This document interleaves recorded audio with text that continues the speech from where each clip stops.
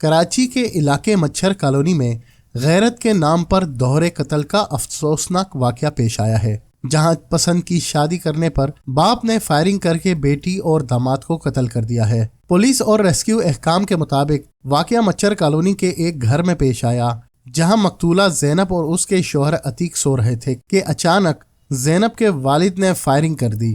گولیاں لگنے سے عتیق موقع پر ہی جاں بحق ہو گیا، جبکہ شدید زخمی حالت میں زینب کو ہسپتال منتقل کیا گیا، جہاں وہ دوران علاج زخموں کی تاب نہ لاتے ہوئے دم توڑ گئی۔ پولیس کا کہنا ہے کہ مقتولہ زینب نے چند ماہ قبل عتیق سے پسند کی شادی کی تھی، جس پر اہل خانہ ناراض تھے۔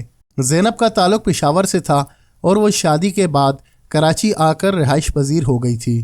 پولیس کے مطابق ملزم اپنی بیٹی سے مسلسل رابطے میں تھا اور 3 روز قبل ہی بیٹی اور داماد کے گھر آیا تھا۔ ابتدائی تحقیقات کے مطابق واردات کے وقت دونوں میاں بیوی گہری نیند میں سو رہے تھے کہ ملزم نے فائرنگ کر کے قتل کیا اور موقع سے فرار ہو گیا۔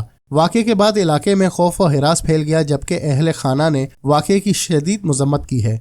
پولیس نے جائے وقوع سے شواہد اکٹھے کر لیے ہیں اور ملزم کی گرفتاری کے لیے چھاپے مارے جا رہے ہیں۔ پولیس کا کہنا ہے کہ واقعہ غیرت کے نام پر قتل کا شاخسانہ معلوم ہوتا ہے اور ملزم کو جلد گرفتار کر کے قانون کے کٹہرے میں لایا جائے گا۔